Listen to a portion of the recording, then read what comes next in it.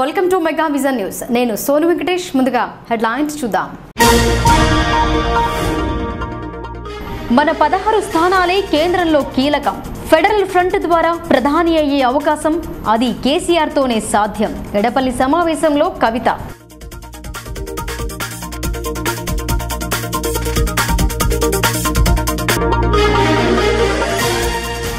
నిజామాబాద్ లోక్సభకు 245 నామినేషన్లు. భారీగా తరలి వచ్చిన కర్షకులు బ్యాలెట్ విధానం ద్వారా ఎన్నిక జరుపుతామంటున్న ఈసీ.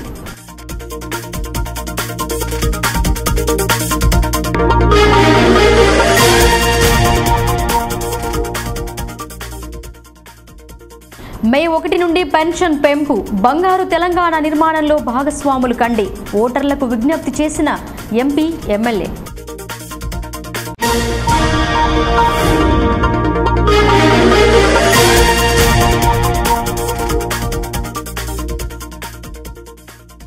మాటలు కాదు, అభివృద్ధితో ముందుకు సాగుదాం. ఆర్మూర్ పసుపు బోర్డు అంశాన్ని మేనిఫెస్టోలో చేర్చిన బీజేపీ. సమావేశంలో వెల్లడించిన రామ్ మాధవ్.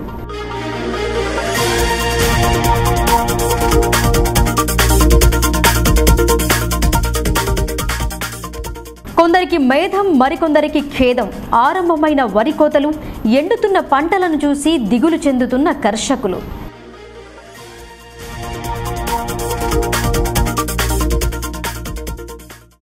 పార్లమెంటు ఎన్నికల వేగాన్ని పెంచారు తెరాస అభ్యర్థి కవిత.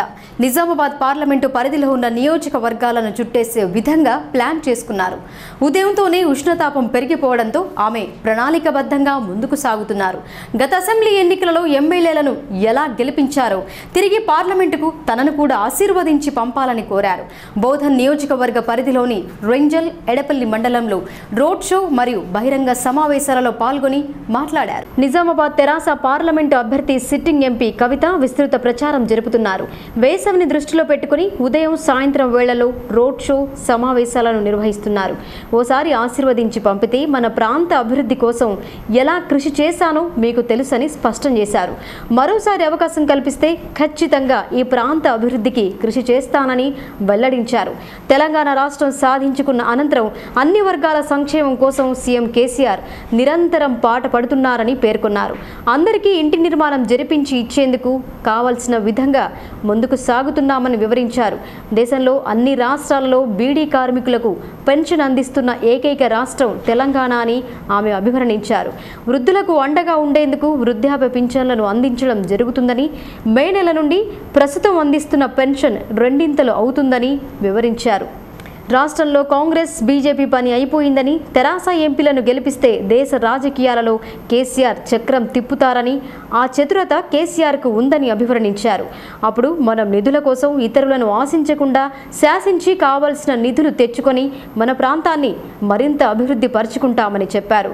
డ్వాక్రా మహిళల కోసం ప్రత్యేక ప్రణాళిక రూపొందిస్తున్నామని ఆమె చెప్పారు. రుణాలు తీసుకుని డబ్బులు అప్పులు కట్టడానికే సరిపోతున్నాయని గుర్తించి, అలాగే రైతులు సాగు చేస్తున్న పంట ధాన్యంతో పిండి వంటలు, ఇతర సామాగ్రి తయారు చేసి విక్రయించి లాభాలను పొందే విధంగా రూపకల్పన చేయడం జరుగుతుందని చెప్పారు. ఎన్నికల అనంతరం అనేక సంక్షేమ అభివృద్ధి పనులు ముందుకు సాగుతాయని చెప్పారు. గ్రామానికి చేరుకున్న కవితకు మండల ప్రజలు బోనాలతో స్వాగతం పలికారు. మండల కేంద్రంలోని స్త్రీ శక్తి భవనం వద్ద సమావేశం జరిగింది. ఈ సందర్భంగా పలువురు కవిత, ఎమ్మెల్యే షకీల్ సమక్షంలో పార్టీలో చేరారు. గులాబీ కండువులను కప్పి ఆహ్వానించారు. మీ అందరికీ తెలుసు, ఎంపీ ఎన్నికలు వచ్చినాయి. ఈ ఎన్నికల సందర్భంలో మనం కొన్ని విషయాలు మాట్లాడుకోవడానికి ఇక్కడ కలిసాం. మొన్న ఎమ్మెల్యే ఎన్నికలు వచ్చినప్పుడు కూడా గ్రామానికి తిరిగి మీ అందరితో మేము చేతులు నమస్కరించి విజ్ఞప్తి సందర్భం ఎంపీల కోసం జరిగేటటువంటి ఎన్నిక.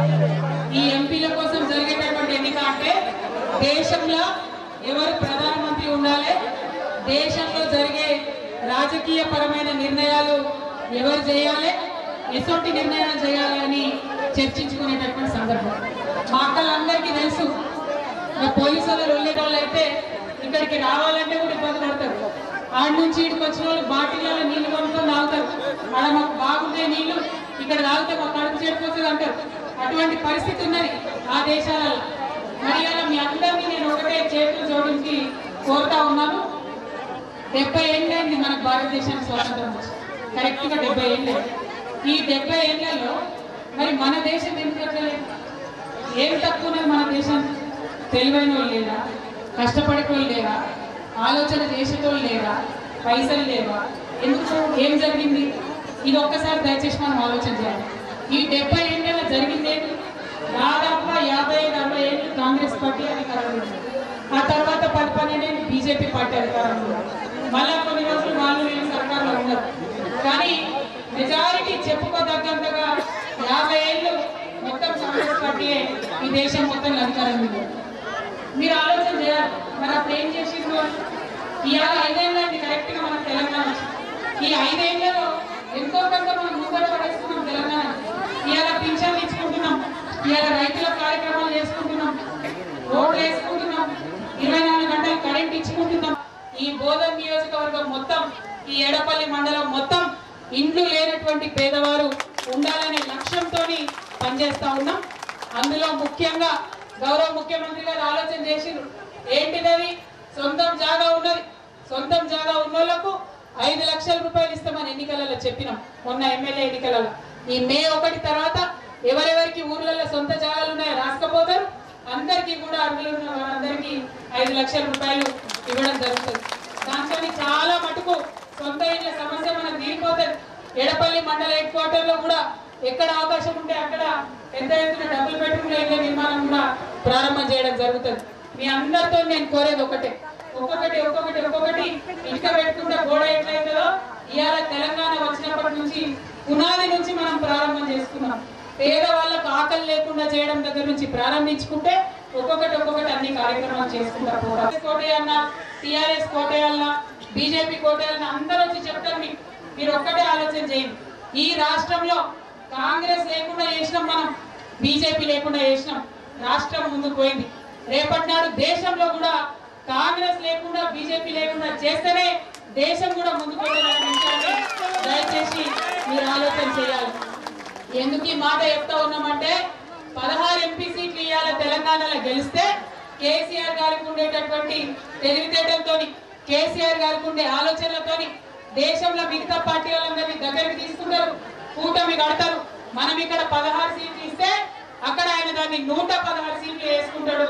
రేపటి నాడు దేశంలో రాజకీయం ఎవరు చేయాలి, ఏమేమి ఇష్యూలు ఉండాలని నిర్ణయించేటటువంటి పరిస్థితులలో మనం ఉంటాం.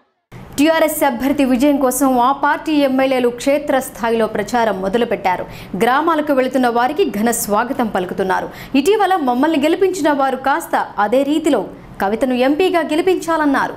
నిజామాబాద్ జిల్లా బాల్కొండ నియోజకవర్గంలో నిజామాబాద్ పార్లమెంటు ఎన్నికల ప్రచారంలో తెరాస అభ్యర్థి కవితకి మద్దతుగా ఎన్నికల ప్రచారంలో పాల్గొన్న మంత్రి వేముల ప్రశాంత్ రెడ్డి ముందుగా సికింద్రాపూర్ గోన్గుప్పుల గ్రామంలో మంత్రికి మహిళలు బోనాలు మంగళహారతులతో స్వాగతం పలికారు.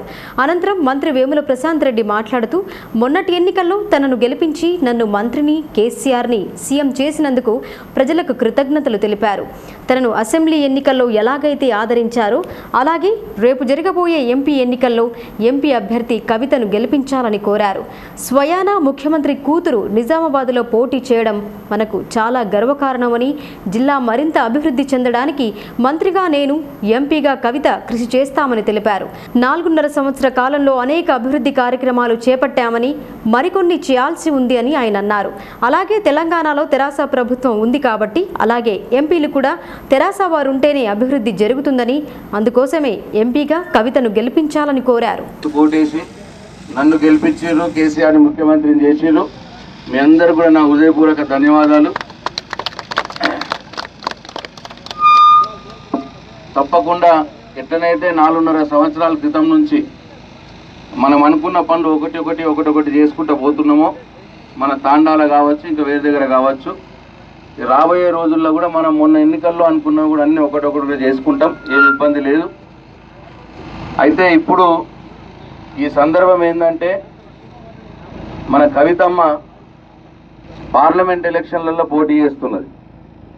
మొన్న నాకు ఓటేసారు మీరు ఎమ్మెల్యేగా, నేను ఎమ్మెల్యేనైనా మంత్రినైనా, అట్లనే ఆడ కేసీఆర్ ముఖ్యమంత్రి అయింది. అంటే ఇప్పుడు టీఆర్ఎస్ పార్టీ వాళ్ళం, నేను ఎమ్మెల్యే మంత్రి ఉన్నా, ముఖ్యమంత్రి కేసీఆర్ ఉన్నాడు. ఇప్పుడు ఎంపీ కూడా మళ్ళా మన టీఆర్ఎస్ పార్టీ వాళ్ళు ఉంటేనే మనకు అన్ని పనులు అయితే ఊరు నుంచి ఢిల్లీ దానికి అన్ని కూడా సాఫ్గా జరిగిపోతుంది.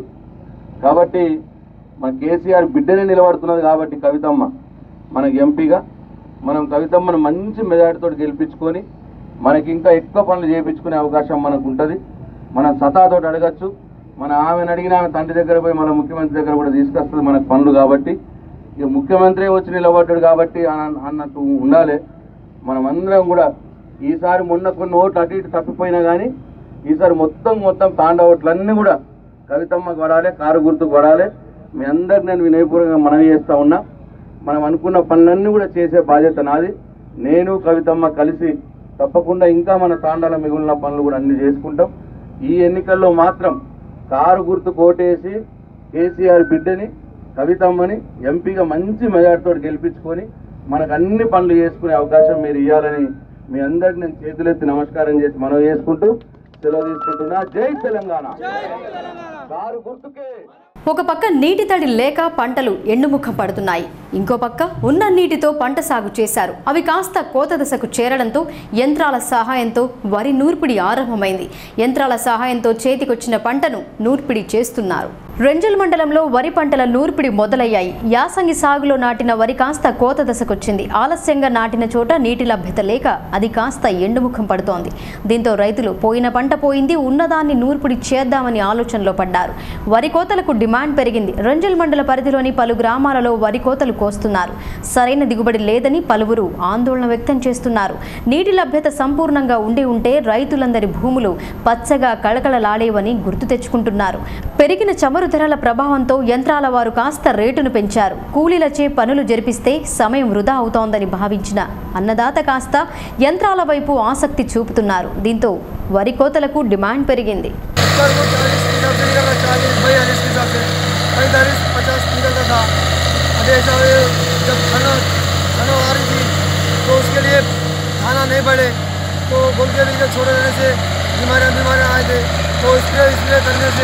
ये इतना 40 का एवरेज आ रहा अभी तो पानी बराबर बस नहीं हो रहे, इसलिए बोरा पूरे चले गए. अभी वो ऐसा हो रहा. ये तो 45-50 का एवरेज आता था, अभी तो इसमें कुछ भी नहीं है. अभी ये ज़मीन वालों को खौल देने का अभी हमको क्या है, कुछ भी नहीं बचता इसमें. वो हिसाब से अभी कर रहे. ये मशीन के खर्चे, डॉक्टर का खर्चा, बोल तो दवाई के भी आगे अभी कुछ भी हमको तो वहाँ को हुआ था या नहीं होता. उधर तो एक आंटे करे तो वो सूख जाएगा वो पूरा, तो कुछ भी नहीं हो रहा है. 4 एकड़ 5 एकड़ में ऐसा निकल रहा. 40 का हिसाब से आ रहा.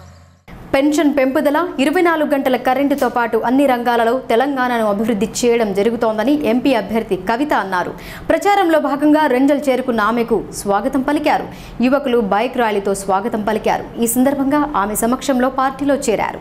రెంజల్, సాటాపూర్ గ్రామాలలో టీఆర్ఎస్ అభ్యర్థిని కవిత ఎన్నికల ప్రచారం జరిపారు. స్థానిక శాసనసభ్యుడు షకీల్ ఇతర టీఆర్ఎస్ శ్రేణులతో కలిసి ఆమె మండలంలో రోడ్ షో, బహిరంగ సభను నిర్వహించి ప్రభుత్వం చేపడుతున్న పథకాలను వివరించారు. జాతీయ ఫుట్బాల్ క్రీడాకారిణి సౌమ్యను అభినందించారు. ఎమ్మెల్యే షకీల్ మాట్లాడుతూ తెలంగాణ రాష్ట్రం ఏర్పడ్డ అనంతరం బడుగు బలహీన వర్గాల సంక్షేమం కోసం తెలంగాణ సర్కార్ ఎంతో కృషి చేస్తుందని వివరించారు. ప్రజలందరికీ ప్రభుత్వ ఫలాలు అందేలా చూస్తామన్నారు. మనం అన్ని రాష్ట్రాలకు ఆదర్శంగా మారుతున్నామని, అలాగే 16 మంది ఎమ్మెల్యేలను గెలిపించి ఆదర్శంగా నిలువాలని కోరారు. అనంతరం కవిత మాట్లాడుతూ కుల వృత్తులపై ఆధారపడిన వారికి అండగా ఉండటం జరిగిందని చెప్పారు. గొర్రెలను అందజేసి వారికి ఆర్థిక చేయూతను అందించడం జరిగిందన్నారు. ప్రస్తుతం అందిస్తున్న పెన్షన్లను మే మాసం నుండి 2 చేస్తామన్నారు. ఇల్లు లేని వారికి గృహ నిర్మాణాలు జరిపించి ఇస్తామని పేర్కొన్నారు. ఈ కార్యక్రమంలో మండల కార్యదర్శులు భూమిరెడ్డి, రాఘవేందర్, ధనుంజయ్ పలువురు పాల్గొన్నారు. మరి ఆ ఇల్లు లేనటువంటి పరిస్థితికి గౌరవ ముఖ్యమంత్రి గారు ఏందట పెద్దగా అవుతుంది. మన గౌరవ ముఖ్యమంత్రి గారు 2 పరిష్కార మార్గాలు అనుకున్నారు. మొదటిది డబుల్ బెడ్రూమ్ ఇళ్ల నిర్మాణం, రెండవది ఎవరికి సొంత జాగా ఉంటే, ఎక్కడ సొంత జాగా ఉంటే అక్కడ వారందరికీ కూడా 5 లక్షల రూపాయలు ఇవ్వాలనేటటువంటి ఒక నిర్ణయం. మరి మే 1వ తారీఖు తర్వాత సొంత జాగాలు గ్రామాల్లో ఎక్కడెక్కడైతే ఉన్నాయో వారందరి దగ్గర కూడా పోయి 5 లక్షల రూపాయలు ఇవ్వడం జరుగుతుంది. దాంతో మన జాగాలలోనే మనం ఇంటి నిర్మాణాన్ని చేపట్టవచ్చు.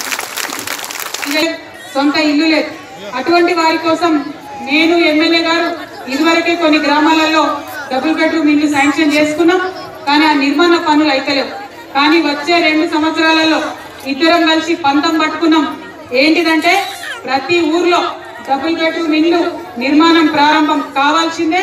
అదేవిధంగా వచ్చే 5 ఏళ్లలో మళ్ళా షకిల్ భాయ్ కోసం నా కోసం ఓటు అడగడానికి వచ్చేటప్పటికి మొత్తం బోధన్ నియోజకవర్గంలో మొత్తం రెంజల్ మండలంలో ఇండ్లు లేనటువంటి పేదవాళ్ళు ఒక్కరు కూడా లేకుండా ఉండే విధంగా కష్టపడి పనిచేస్తాం.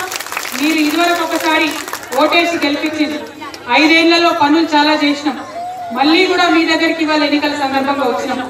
ఇవాళ ఎమ్మెల్యే ఎన్నికలు కాదు, మొన్న ఎమ్మెల్యే ఎన్నికల్లో భారీగా మీరు గౌరవ షకీల్ గారిని గెలిపించింది. మళ్ళా ఇప్పుడు వచ్చినాయి ఎంపీ ఎలక్షన్లు వచ్చినాయి. నన్ను ఎంపీగా మీరు పోయినసారి గెలిపిస్తే నేను పార్లమెంట్లో వీలైన కాడికి మన సమస్యల మీద గలమెత్తిన. బీడీ కార్మికుల గురించి మాట్లాడినాం, పసుపోటు గురించి మాట్లాడినాం, సింగరేణి కార్మికుల గురించి మాట్లాడినాం, కాశ్మీర్ మాట్లాడినాం, కన్యాకుమారి మాట్లాడినాం.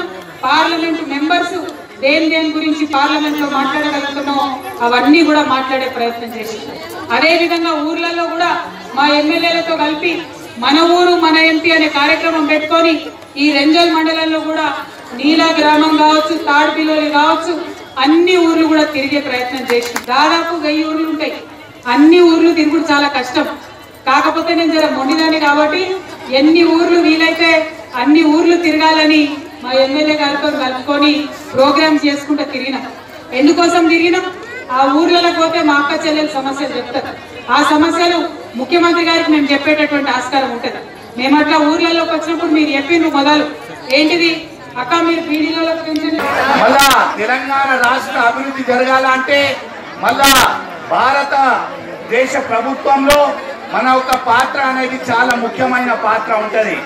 దయచేసి మీరు అందరు కూడా ఒకటి ఆలోచించాలా.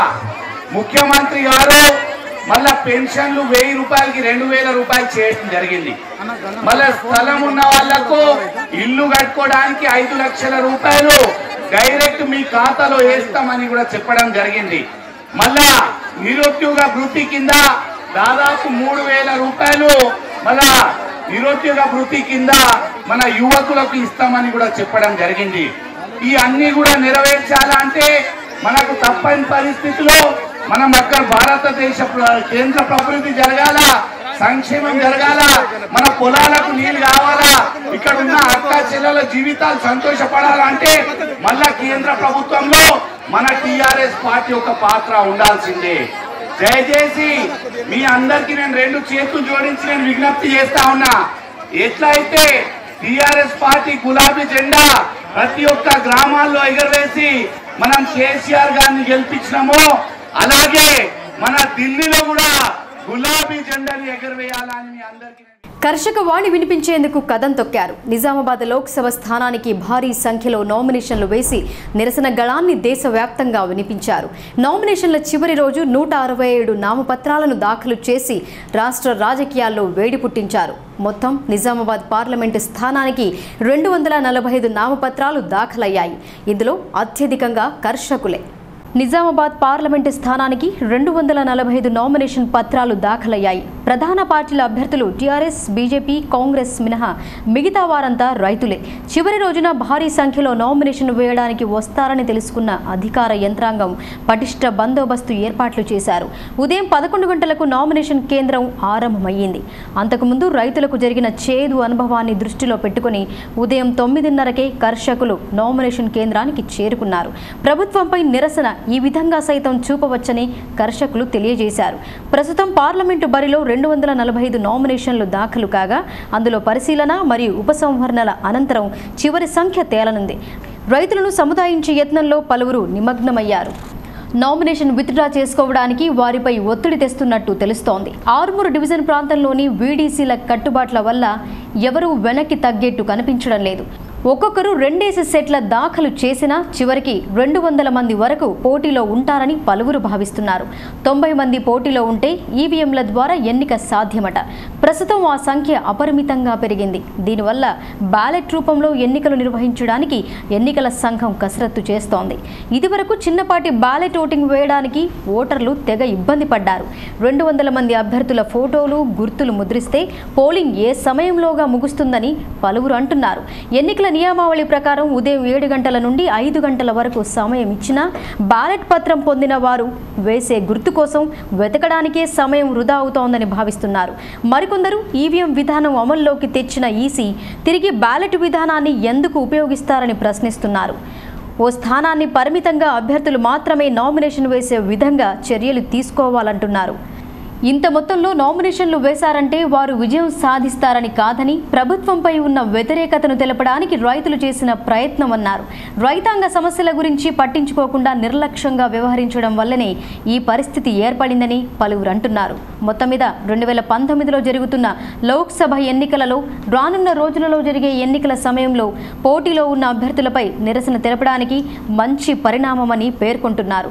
పోటీ చేసే అభ్యర్థులు అసమర్థులని ఓటరు తన సందేశాన్ని తెలియపరచడానికి ఈవీఎంలతో ఇటీవల జరిగిన పంచాయతీ ఎన్నికలలో సైతం నోటాను ప్రవేశపెట్టారు.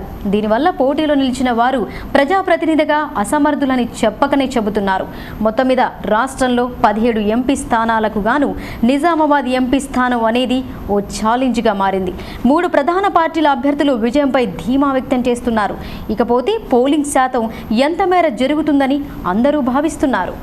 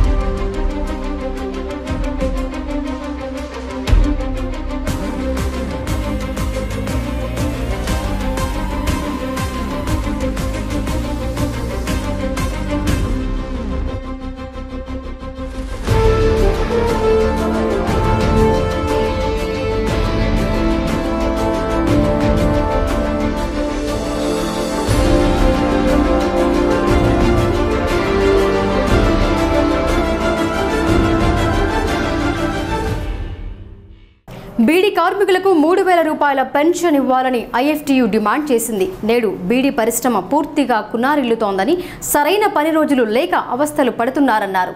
సర్కార్ అందించే పెన్షన్ పెంచడమా లేక చేతి నిండా పని కల్పించడమా ఏదో ఒకటి నిర్ణయించాలని ఐఎఫ్టీయూ నాయకులు డిమాండ్ చేశారు. పట్టణంలో ప్రగతిశీల బీడీ వర్కర్స్ యూనియన్ ఐఎఫ్టీయూ ఆధ్వర్యంలో బీడీ కార్మికుల అవగాహన సదస్సును నిర్వహించారు. బీడీ కార్మికులకు చేతి నిండా పని లేకపోవడం వల్ల కార్మికుల పరిస్థితి దుర్భరంగా మారిందని ఐఎఫ్టీయూ నాయకులు వి కృష్ణ ఆరోపించారు. కార్మిక శాఖ కార్మిక సంక్షేమం కోసం ఏమాత్రం చొరవ చూపడం లేదన్నారు. దీనివల్ల కార్మికుల పరిస్థితి దుర్భరంగా మారిందన్నారు. బీడీ కార్మికులకు 3,000 పెన్షన్, విరమణ పొందిన వారికి 6,000 రూపాయల పెన్షన్ అందించాలని డిమాండ్ చేశారు. ఈ సదస్సులో మల్లేశం, ప్రగతిశీల బీడీ వర్కర్స్ యూనియన్ నాయకులు, కార్మికులు పాల్గొన్నారు.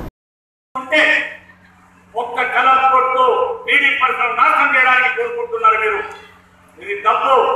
కళ్ళు తాగే వాళ్ళను, కళ్ళు దుకాణాలను నిషేధించడానికి, కళ్ళు దుకాణాలను నియంత్రించడానికి, సారా దుకాణాలను నియంత్రించడానికి, లేదా బీరు, బ్రాండీ, విస్కీని నిషేధించడానికి కానీ నియంత్రించడానికి కానీ ప్రభుత్వాలు ప్రయత్నం చేయడం లేదు. పైగా ప్రభుత్వాలే వేలం వేసి పాటలు పాడి అర్రస్ పెట్టి దుకాణాలను కేటాయిస్తున్నటువంటి స్థితిని మేము చూస్తున్నాం. ఇది ఎంత అన్యాయం.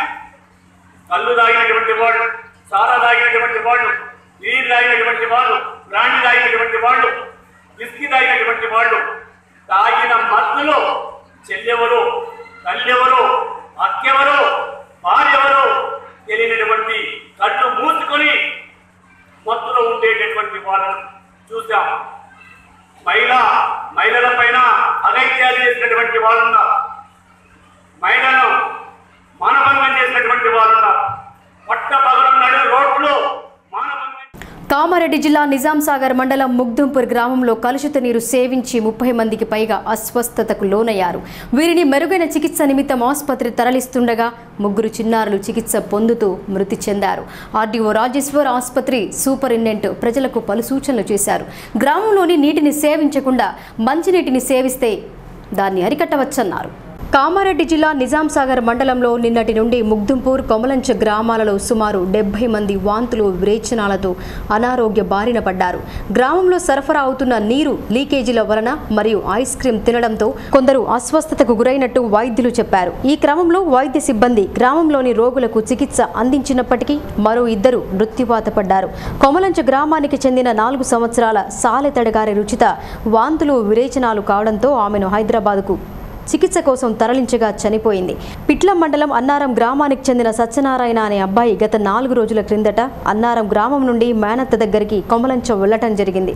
నిన్న ఉదయం వాంతులు విరేచనాలు కాగా బాన్స్వాడ ఆసుపత్రికి తరలించి చికిత్స అందించారు. అక్కడి నుండి అన్నారం తీసుకొచ్చారు. తిరిగి వాంతులు విరేచనాలు ఎక్కువ కావడంతో నిజామాబాద్ ఆసుపత్రికి తరలిస్తుండగా మృతి చెందాడు. ఈ 3 మృతి చెందడంతో గ్రామంలో ఆందోళన నెలకొంది. 2 గ్రామాలలో వైద్య బృందాలను ఏర్పాటు చేసినట్టు ఆర్డీఓ రాజేశ్వర్ తెలిపారు.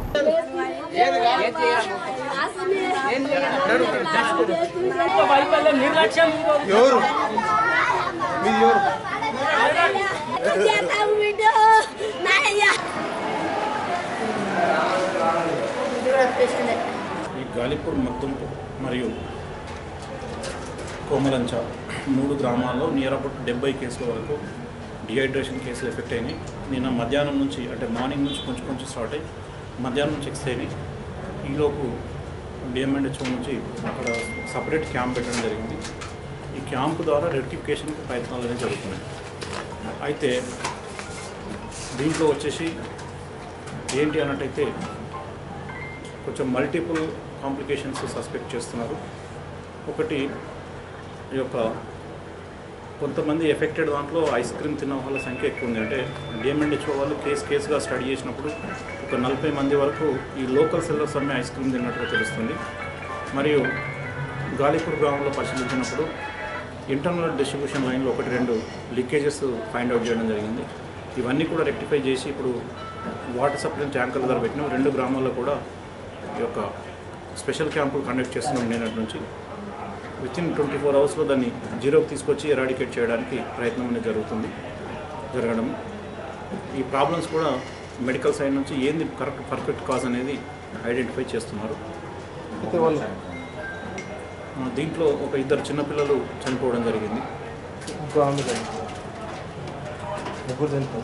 Area hospital Banswada Kamareddy area హాస్పిటల్లో నిన్న 20వ తారీఖు ప్రొద్దున నుంచి కొమలంచ, మగ్దుంపూర్ మరియు గాలిపూర్ విలేజ్ నుంచి ఇప్పటి వరకు 42 మంది పిల్లలు, మొత్తం 65 మంది, మిగతా వాళ్ళు పెద్దలు జ్వరము, కడుపు నొప్పి, వాంతులు, విరేచనలతోటి చాలామంది అడ్మిట్ అయ్యారు నిన్న పొద్దుటి నుంచి ఇప్పటి వరకు. మేము కూడా ఎక్స్ట్రా స్టాఫ్ను, ఎక్స్ట్రా డాక్టర్స్ పెట్టి ట్రీట్మెంట్ ఇమీడియట్గా స్టార్ట్ చేశాము. మైల్డ్ ఉన్న వాళ్ళకు ఓపీ బేసిస్ ఇచ్చాము. కొద్దిగా సీరియస్ ఉన్నా కానీ కొద్దిగా ఏమాత్రం తేడా అందరికీ అడ్మిట్ చేసేసాము. అందరికి ట్రీట్మెంట్ స్టార్ట్ చేసాము. I fluids, antibiotics, ORS, symptomatic treatment అన్నీ ఇచ్చేసాము. అయితే మార్నింగ్ కూడా కొన్ని కేసెస్ వచ్చాయి. రోజుకు 3 సార్లు అసెస్మెంట్ చేసుకుంటూ వాళ్ళు స్టేబుల్ చేస్తున్నాము. రీజన్ ఏంటంటే వాళ్ళు చెప్తున్నారంటే వాటర్ కంటామినేషన్ అని కొద్దిమంది అంటున్నారు, కొంతమంది ఐస్ క్రీమ్ తిన్నామంటున్నారు. ఆ శాంపుల్స్ డిఎంహెచ్ఓ సిబ్బంది వాటర్ శాంపుల్స్ తీసుకొని ఆర్డబ్ల్యూఎస్ డిపార్ట్మెంట్ వాళ్ళు దాన్ని అనాలిసిస్ చేసి అది కరెక్ట్గా రెక్టిఫై చేస్తామని చెప్తున్నారు. ఐస్ క్రీమ్ అంటున్నారు కొంతమంది. ఐస్ క్రీమ్ కూడా అమ్మకుండా షాప్ వాళ్ళకి చెప్పారు. తర్వాత టెంపరీ మోడీ మాటలు మాధవనోట ఆర్మూర్ బహిరంగ సభలో వెల్లడించారు. ఈ ప్రాంత రైతాంగం ఎదుర్కొంటున్న సమస్యలను పూర్తిగా పరిష్కరిస్తామని రామ్ మాధవ్ వెల్లడించారు. ప్రధానమంత్రి మోడీ ఈ నెల 28న ఎన్నికల ప్రచారం ప్రారంభిస్తారని ఆయన వెల్లడించారు. తెలంగాణలో ఎక్కువ సంఖ్యలో బీజేపీ అభ్యర్థులను ఎంపీలుగా గెలిపించాలని కోరారు. ఆర్మూర్ పట్టణంలోని హౌసింగ్ బోర్డు కాలనీలో బీజేపీ బహిరంగ సమావేశం జరిగింది. ఈ సమావేశానికి బీజేపీ జాతీయ ప్రధాన కార్యదర్శి రామ్ మాధవ్ ముఖ్య అతిథిగా విచ్చేశారు. ఆర్మూర్ ప్రాంత రైతులు ఎదుర్కొంటున్న సమస్యలను పరిష్కరిస్తామని వెల్లడించారు. ఆర్మూర్కు పసుపు బోర్డు ఏర్పాటుకు మేనిఫెస్టో అమలు పరుస్తున్నామని వివరించారు. 2014లో సాధించిన స్థానాల కంటే ఎక్కువ స్థానాలు బీజేపీ సాధించబోతోందని ధీమా వ్యక్తం చేశారు. తెలంగాణలో ఎక్కువ సంఖ్యలో బీజేపీ అభ్యర్థులను ఎంపీలుగా గెలిపించారు కోరారు. కేసీఆర్ ప్రభుత్వం ప్రజల గురించి పట్టించుకోలేదని, రాష్ట్ర సమస్యలను కేంద్రం వద్ద ప్రస్తావన చేయరని, కవితకు సీఎం కూతురు అనే అర్హత ఒకటే తప్ప ఆమె చేసిన అభివృద్ధి ఏమీ లేదని విమర్శించారు. నిజామాబాద్ ప్రజల సమస్యలు ఆమెకు పట్టవన్నారు. అసెంబ్లీ ఎన్నికల్లో ఎక్కువ మెజార్టీ వచ్చిందని, హరీష్ రావును సీఎం కేసీఆర్ పక్కన పెట్టారని ఎద్దేవా చేశారు. రైతులు నామినేషన్లు వేస్తే వాళ్లకు బెదిరిస్తున్నారు, అనరాని మాటలు అంటున్నారని అన్నారు. ప్రభుత్వ వైఫల్యం వల్లే నిజామాబాద్ పార్లమెంటులో మళ్లీ పేపర్ బ్యాలెట్ పద్ధతిలో ఎన్నికలు రాబోతున్నాయని, 5 ఏళ్లుగా రైతు సమస్యలు పట్టించుకోకపోవడం వల్లే రైతులు నామినేషన్ వేసే పరిస్థితి వచ్చిందని పేర్కొన్నారు. కేసీఆర్ ప్రభుత్వం ప్రతిపక్షం లేకుండా చేయాలని నియంతృత్వ పాలన చేస్తోందని పేర్కొన్నారు. పార్లమెంట్ ఎన్నికల్లో పోటీ చేసే దమ్ములేని నేతలు కేంద్రంలో ఎలా చక్రం తిప్పుతారు అని ప్రశ్నించారు. చక్రం తిప్పే నేతలు కేసీఆర్, చంద్రబాబు కాదు, దేశంలో చాలా మంది ఉన్నారని, మోడీని ఓడించాలని ప్రతిపక్షాలు ఒక్కటయ్యాయని, మళ్లీ గెలిచేది మోదీని అని జోస్యం చెప్పారు. ఆంధ్రప్రదేశ్ అసెంబ్లీ ఎన్నికల్లో చంద్రబాబు టెంట్ గల్లంతు కాబోతోందని విమర్శించారు. నిజామాబాద్ బీజేపీ అభ్యర్థి అరవింద్కున్న ఆవేదనలో 10% ఎంపీ కవితకు ఉంటే పసుపు రైతుల సమస్య ఎప్పుడో పరిష్కారం అయ్యేదన్నారు. అన్ని పంటలు పండించే రైతులకు న్యాయం చేస్తామని, మార్కెటింగ్ డెఫినేషన్ స్కీమ్ ప్రవేశపెడతామని హామీ ఇచ్చారు. నిజామాబాద్లో పసుపు బోర్డు ఏర్పాటు అంశం బీజేపీ మేనిఫెస్టోలో చేరుస్తున్నామని ప్రకటించారు. పత్తి రైతులకి న్యాయం చేశారు, 150% ఎంఎస్పీ ఇప్పించారు, జొన్న రైతులకి ఇప్పించారు, ఒట్లు పండించే వారికి ఇప్పించారు, గోధుమలు పంపించే వారికి ఇప్పించారు, పసుపు పంపించే వారికి ఇప్పించేవారు కాదా, ఎర్రజొన్నల వారికి ఇప్పించేవారు కాదా? సమస్య ఏమంటే ఆ వర్గపు రైతుల యొక్క గోడుని పట్టించుకునే తీరిక మీ రాష్ట్రపు నాయకులకు లేదు మిత్రులారా. రేపటి వరకు వారి నిరంకుశత్వము, వారి అహంకారము.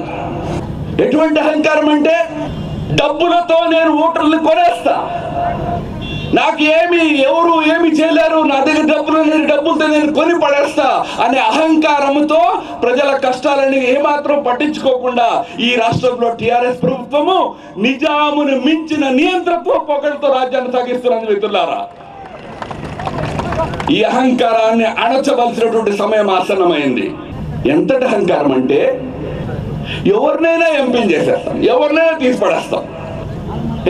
ప్రజలు మేము ఎవరిని పెడితే వాళ్ళే గెలిపిస్తారు, ప్రజలు మా చేతుల్లో కీలు బొమ్మలు అని భావించేటటువంటి అహంకారం కలిగినటువంటి నాయకత్వం టిఆర్ఎస్ నాయకత్వం. ఇవాళ పట్టుమని 10 మంది ఎంపీలు గెలుస్తారో లేదో ఇంకా తెలియదు. ధనబలంతో, అధికార మదంతో అహంకారం ఎంత చర్మసీమకి చేరిపోయిందంటే పట్టుమని 10 మందిని గెలిపించుకుంటారో లేదో తెలియదు. తెలంగాణ ముఖ్యమంత్రి కేంద్రంలో చక్రం తిప్పేస్తారంట. అయితే పాపం ఆయనకి అర్థం కాని విషయం ఏమిటంటే ఈ చక్రాలు తిప్పే వాళ్ళు కేవలం తెలంగాణలో లేరు, చాలా దగ్గరలో ఉన్నారు. ఇక్కడ హైదరాబాద్ నుంచి ఈయన చక్రం తిప్పాలా అని చూస్తూ ఉన్నాడు. ఒక ఆయన విజయవాడలో ఉన్నాడు, ఆయన చక్రం తిప్పాలని ట్రై చేస్తూ ఉన్నాడు. ఆయన చక్రం వేరు. మళ్ళీ ఒక ఆవిడ కలకత్తాలో కూర్చుని అక్కడి నుంచి చక్రం తిప్పుతానంటుంది ఆమె. ఇంకొక ఆమె లక్నోలో కూర్చుని అక్కడి నుంచి చక్రం తిప్పుతానంటుంది ఆమె. ఒక ఆయన ఢిల్లీలో కూర్చున్నాడు, ఆయన కూడా చక్రం తిప్పాలని చాలా ఉబలాటంగా ఉన్నది. విచిత్రం ఏమంటే వీరందరూ కూడా మోడీ గారిని దించాలా, మోడీ గారిని ఓడించాలా, అందుకోసమే మేమున్నాము అని చెప్పే ఈ మహానుభావుల్లో చంద్రబాబు నాయుడు గారు, కేసీఆర్ గారు, మమతా బెనర్జీ గారు, మాయావతి గారు, అరవింద్ కేజ్రీవాల్ గారు, శరద్ పవార్ గారు అందరూ ఒకటే మాట, మోడీ గారిని దించాలా, మోడీ గారిని దించేస్తాము, మోడీ గారిని దించేస్తాము. వీళ్ళలో ఒక్కడు కూడా పార్లమెంట్ ఎన్నికల్లో పోటీ చేసేటటువంటి దమ్ము లేదు వీళ్ళలో ఒక్కడు కూడా మిత్రులారా. ఎన్నికల్లో పోటీ చేయరు, చక్రం తిప్పుతారంట. ఎన్నికల్లో పోటీ చేయరు, మోడీ గారిని దించేస్తారంట. ఎటువంటి అహంకారం అంటే నోటికి ఏమొస్తే అది మాట్లాడము. ముఖ్యమంత్రిని నేను ఏ పదాలు వాడాలా ఏమి వాడద్దు అటువంటి విచక్షణ లేదు. మిత్రులారా, ఈ రాజకీయ పార్టీలకి ఒక ఎజెండా లేదు, ఒక జెండా లేదు, ఒక విజన్ లేదు, ఒక నాయకత్వం లేదు. కేవలము ద్వేషం మాత్రమే ఉన్నది. మోడీ గారి ద్వేషం, మోడీ గారి పట్ల ద్వేషం, మోడీ గారి పట్ల ద్వేషం. బట్ ఒక్క విషయం నేను చెప్తా ఉన్నా, మోడీ గారి పట్ల ఈ స్వార్థ నాయకులకి ద్వేషం ఉంటే ఈ దేశంలో 130 కోట్ల మంది ప్రజలకి అనంతమైన ప్రేమ ఉన్నది మోడీ గారి పట్ల. మిత్రులారా, ఆ ప్రేమ ఆధారంగా మరొకసారి ఈ దేశంలో మోడీ గారి ప్రభుత్వాన్ని మనం ఏర్పాటు చేసుకోబోతూ ఉన్నాము. कच्छ की शुरुआत हुई एक एंटी करप्शन आंदोलन में जो अन्ना हजारे जी ने चालू किया था। उस आंदोलन का प्रथम ऑब्जेक्टिव था भ्रष्टाचार के खिलाफ लड़ाई। भ्रष्टाचार कौन करता है? जो सत्ता में होते हैं। उस समय 10 साल कांग्रेस पार्टी सत्ता में थी, तो क्या ये मुमकिन है कि जिन्होंने भ्रष्टाचार के खिलाफ लड़ाई की अब वो भ्रष्टाचार वाली पार्टी के साथ मिलना चाह रहे हैं? इसकी दो मतलब निकल सकते हैं। एक तो आम आदमी पार्टी खुद भ्रष्ट हो गई हो, या जो भ्रष्टाचार में घुली हुई पार्टी थी वो भ्रष्ट मुक्त हो गई हो। अब रोज अखबार पढ़े तो वहां पढ़ना पड़ता है, अरे वो अलायंस हो रही है, नहीं हो रही है, सीट एडजस्टमेंट हो रहे हैं। मैं आपके सामने सिर्फ यही कहना चाहूंगा कि मोदी जी की सरकार ने पिछले 55 महीने में ऐसा काम किया है जो भारत में 55 साल में नहीं हुआ। मेरे मंत्रालय में जिसमें शहरी योजनाएं हैं, स्वच्छ भारत, प्रधानमंत्री Awas Yojana, smart cities, metro, अमृत स्कीम जो यहाँ पे भी लागू है इस बढ़िया शहर में, 10 साल कांग्रेस के नेतृत्व में जो यूपीए की कॉम्बिनेशन थी, 10 साल 2004 से 14 तक 10 साल में उन्होंने 1,50,000 करोड़ का खर्चा किया सारी शहरों की योजनाओं पर। मोदी जी की सरकार 2014 में आने के बाद ये सारी योजनाएं जून 2015 में आरंभ हुई। अभी 4 साल नहीं हुए और इन 4 वर्षों में हमारी सरकार ने उन्होंने 1,50,000 करोड़ खर्च किया था, हमने 9,60,000 करोड़ ऑलरेडी खर्च कर दिया है। ये 6 गुना ज्यादा है। प्रधानमंत्री आवास योजना में तेलंगाना में कोई 6,10,000 घर बनाने की संभावना होनी चाहिए, पर सरकार ने सिर्फ इस समय 2,03,000 जो 33% से कम है की सैंक्शन ली है। బీజేపీ పార్లమెంట్ అభ్యర్థి ధర్మపురి అరవింద్ను విమర్శించే స్థాయి స్థానిక నాయకులకు లేదని బీజేపీ జిల్లా ప్రధాన కార్యదర్శి అట్లూరి శ్రీనివాస్ అన్నారు. పేద ప్రజా సంక్షేమం కోసం ప్రతి ఒక్కరికి ఇన్సూరెన్స్ కల్పించాలని వివరించారు. కేంద్రం ద్వారా 70% నిధులు తీసుకుని పూర్తి స్థాయిలో పెన్షన్లు అందిస్తున్నామని తప్పుడు ప్రచారం చేస్తున్నారని తెలిపారు.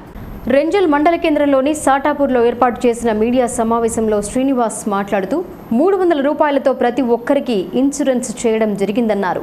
కేంద్ర ప్రభుత్వం ద్వారా పెన్షన్లు 70% ఇస్తుందన్నారు. 30% రాష్ట్ర ప్రభుత్వం కలిపి పంపిణీ చేయడం జరుగుతుందన్నారు. ఇట్టి విషయాన్ని ప్రజలు గమనించాలని వివరించారు. నిజామాబాద్ జిల్లాలోని ఆర్మూర్ బాల్కొండ నియోజకవర్గంలో పసుపు ఎర్రజొన్న పంట పండించే రైతులు అధిక సంఖ్యలో ఉన్నారని అన్నారు. రైతులు ప్రభుత్వంపై ఆగ్రహంతో ఉన్నారని ఆయన అన్నారు. నిన్నటి రోజు జరిగిన ఆర్మూర్ సభలో రైతులకు మద్దతుగా కేంద్ర ప్రభుత్వం నుంచి రైతులకు వాగ్దానం చేయడం జరిగిందన్నారు. కేంద్రంలో రాబోయేది బీజేపీ ప్రభుత్వం అన్నారు. ప్రభుత్వం వచ్చిన వెంటనే పసుపు రైతులకు ఎర్రజొన్న రైతులకు న్యాయం చేయడం జరుగుతుందన్నారు. రేపు కందకుర్తి గ్రామంలోని త్రివేణి సంగమం నుండి బీజేపీ ఎంపీ అభ్యర్థి ధర్మపురి అరవింద్ గారు ఎన్నికల ప్రచారం ప్రారంభిస్తారన్నారు. అరవింద్ గారు చాలా మంచి వ్యక్తిత్వం గల మనిషి అని, ఇప్పటివరకు 100 కుటుంబాలను ఆదుకున్న వ్యక్తి అని కొనియాడారు. దేశ ప్రజలు మరోసారి మోదీ రావాలని, ఆయన యొక్క ఆధ్వర్యంలోనే దేశం సురక్షంగా ఉంటుందని, దేశ భద్రత ఉంటుందని, మరి చిట్ట చివరి వర్గాలకు లబ్ధి జరుగుతుందని నిరుద్యోగ యువతకు కూడా స్కిల్ ఇండియా ద్వారా ఉపాధి అవకాశాలు లభిస్తాయని, రైతులకు కూడా ఫసల్ బీమా లాంటి యోజన పథకాలు కూడా లభించడము, ఎరువుల కొరత లేకుండా దేశ పాలన సాగించడము, Beti Bachao Beti Padhao, Swachh Bharat, Mudra Yojana, startup India, standup India వంటి అనేక స్కీమ్లతో దేశ అభివృద్ధికి వారు నిరంతరం కృషి చేయడము, సామాన్య జీవితంతో ఒక ఆదర్శమైన నాయకుడిగా ఉండడము, అదేవిధంగా ధనిక వర్గాల్లో అగ్రవర్ణాల్లో ఉన్నటువంటి పేదల కోసము 10% రిజర్వేషన్ ఇవ్వడము, ప్రపంచంలో భారత్ అజేయ శక్తిగా ఉండడానికి కృషి చేయడము, వీటన్నింటిని గమనించిన దేశ ప్రజలు మరోసారి మోదీ రావాలని కోరుకుంటా ఉన్నారు. మొన్న జరిగిన సార్వత్రిక ఎన్నికల్లో, శాసనసభ ఎన్నికల్లో భారతీయ జనతా పార్టీ తెలంగాణ రాష్ట్ర సమితి గట్టి పోటీనిచ్చింది. ఇప్పుడు మాత్రం దేశంలో ఈ ఎన్నికలు ప్రధానికి సంబంధించినటువంటి ఎన్నికలు. ప్రజలు వేసేటువంటి ఓటు ప్రధాని ఎవరనే విషయంలో వేసేటువంటి ఓటు. మరి ఇక్కడ మన నిజామాబాద్ పార్లమెంటు నియోజకవర్గంలో భారతీయ జనతా పార్టీ అభ్యర్థిగా మన నియోజకవర్గ సమస్యల పట్ల పూర్తి అవగాహన ఉన్న నాయకుడిగా, ఉద్యమాలు చేసిన నాయకుడిగా, నిజాం షుగర్స్ ఫ్యాక్టరీ కోసం ముత్యంపేట నుంచి మెట్పల్లి నుండి ముత్యంపేట నుంచి శక్కర్నగర్ వరకు చెరుకు రైతుల విషయంలో పాదయాత్ర చేసినటువంటి వ్యక్తి ధర్మపురి అరవింద్ గారు వారిలో ఉన్నారు. ఈరోజు స్థానిక శాసనసభ్యులు మరి వారు ప్రజలకు జవాబు ఇవ్వలేక, నిజాం షుగర్స్ ఫ్యాక్టరీని ఓపెన్ చేయలేక, కార్మికులకు జీతాలు చెల్లించలేక, కవిత గారికి ఉన్నటువంటి ఎంపీ గారు కందకుర్తిలో అభివృద్ధి చూపించలేక మీరు వేరే గ్రామాల్లో సమావేశం పెట్టడము, ఉద్యమాలు చేసి ప్రజల పక్షాన ఉన్నటువంటి అరవింద్ గారిని విమర్శించడము అది హాస్యాస్పదము. నిరసనతో, మీ మీద వ్యతిరేకతతో 200 మందికి పైగా నామినేషన్లు వేస్తే అది నిరసన అని మీకు అర్థమవ్వట్లేదా? ఇక వార్తలు ముగించే ముందు హెడ్లైన్స్ మరొక్కసారి. మన 16 స్థానాలే కేంద్రంలో కీలకం. ఫెడరల్ ఫ్రంట్ ద్వారా ప్రధాని అయ్యే అవకాశం అది కేసీఆర్తోనే సాధ్యం. ఎడపల్లి సమావేశంలో కవిత.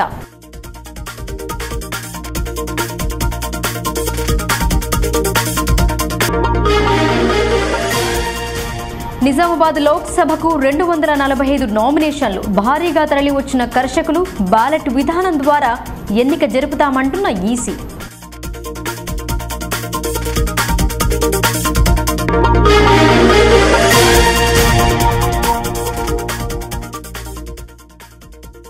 మే 1 నుండి పెన్షన్ పెంపు.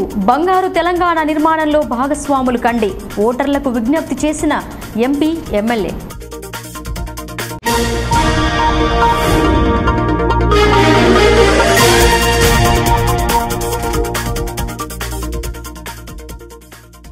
మాటలు కాదు, అభివృద్ధితో ముందుకు సాగుదాం.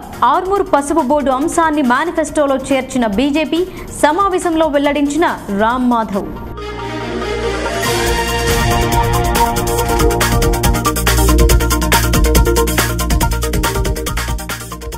కొందరికి మేధం, మరికొందరికి ఖేదం. ఆరంభమైన వరి కోతలు, ఎండుతున్న పంటలను చూసి దిగులు చెందుతున్న కర్షకులు.